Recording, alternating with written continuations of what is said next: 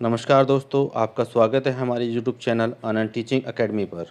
और आज का हमारा प्रैक्टिस सेट है हिंदी वर्णमाला का प्रैक्टिस सेट नंबर 3। तो इस सेट को भी ध्यानपूर्वक करेंगे और अगर आपको ये पसंद आता है तो इसको लाइक भी करें और हमें कमेंट करना ना भूलें। मैं आपके लिए मेहनत कर रहा हूँ, तो हमारे चैनल को सब्सक्राइब भी करें।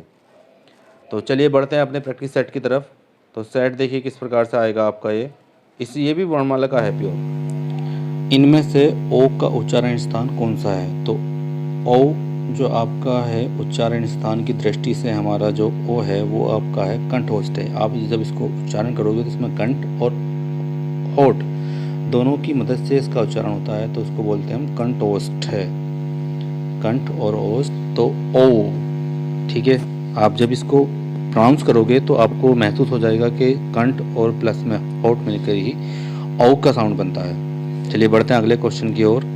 च और छ वर्ण का उच्चारण स्थान कौन सा है? च और छ, तो च और छ का जो उच्चारण स्थान है वो है तालु। मैंने बताया था तालव्य में आपका आएगा च छ ज झ किए। तो ये पांच के पांचों वर्ण जो हैं वो तालव्य होते हैं। तो इसका सही आंसर होगा आंसर नंबर ए आपका। चलिए बढ़ते हैं अगले क्वेश्चन की ओर।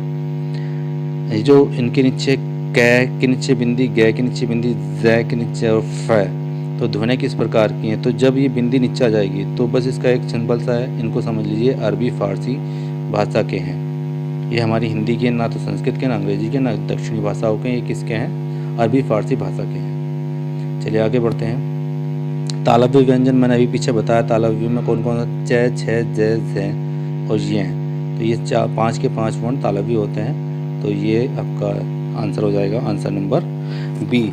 बी में आपका तालव्य आ गए हैं छ छ ज झ और जी हैं। चलिए आगे बढ़ते हैं हम अगले क्वेश्चन की ओर अपने। कौन वर्ण घोष नहीं है? तो घोष नहीं है तो बाकी सब घोष होंगे, एक घोष नहीं होगा, यानी कि आपका जो तय है वो घोष नहीं है, यानी कि इसका आंसर नंबर सी होगा। ये आपको पता है र आपका घोष होता है, ल आपका घोष है और ड आपका घोष है। तो घोष नहीं है वो तय है, क्योंकि तय क्या है? अघोष है।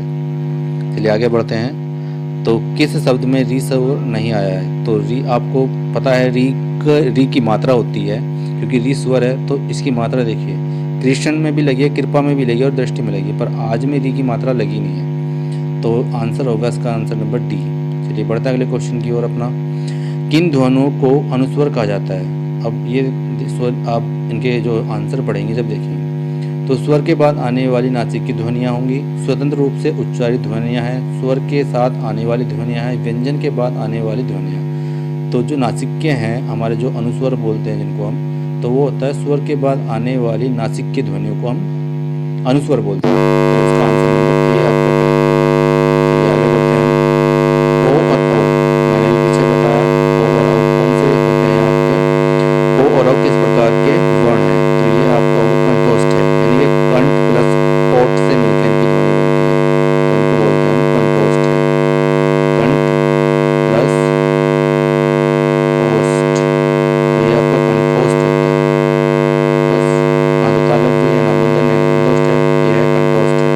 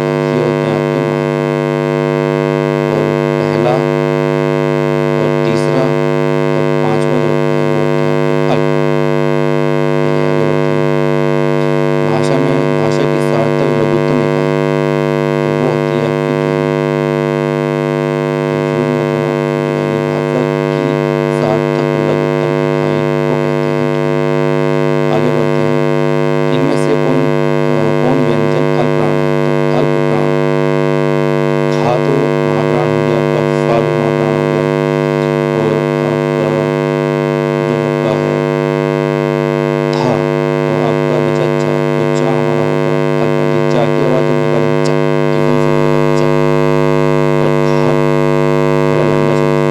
तो ये आपको ध्यान रखना, जो अल्पप्राण है इसमें कम समय लगता है, और जो महाप्राण है उनमें ज़्यादा समय लगता है, हवा ज़्यादा बाहर आती है। तो आंसर नंबर सी इसका होगा। अगले क्वेश्चन की ओर बढ़ते हैं। इनमें से कौन सा वर्ण स्पर्श व्यंजन नहीं है? कौन सा वर्ण जो है वो स्पर्श व्यंजन नहीं है? स्पर्श व्यंजन नहीं है, इसका आंसर होगा आंसर नंबर सी, टा आपका स्पर्श व्यंजन नहीं है, क्योंकि बाकी सब स्पर्श हैं, तो इसका आंसर नंबर होगा सी।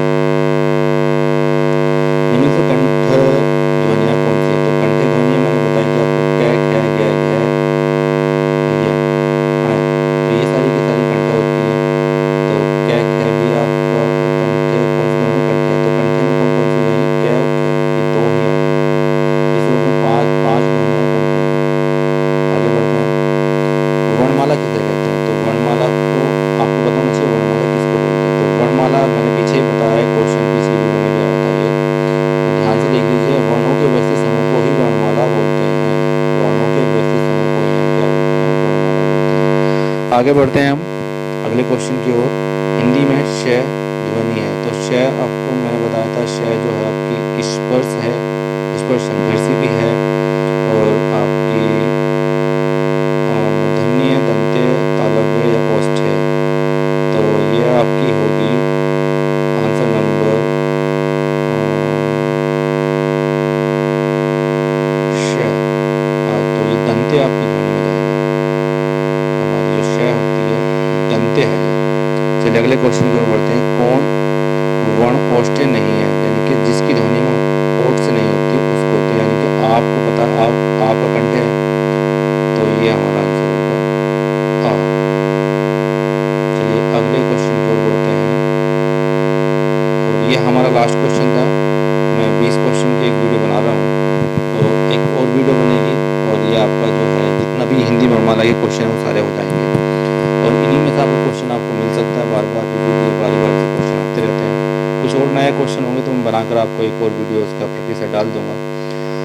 तो जुड़े रहें हमारे चैनल ऑनलाइन टीचिंग एकेडमी पर, और मैं इस तरह के प्रैक्टिस सेट आपके लिए लाता रहूँगा। हिंदी के SSC, GD, PTET, CTET, और आपका B.Ed हो या UP 12 से लेखपाल हो, और बाकी जो स्टेट लेवल के टेस्ट हैं जिनमें हिंदी आपका मेन सब्जेक्ट है। तो जुड़े हैं हमारे चैनल पर ऑनलाइन टीचिंग एकेडमी पर। Thank you.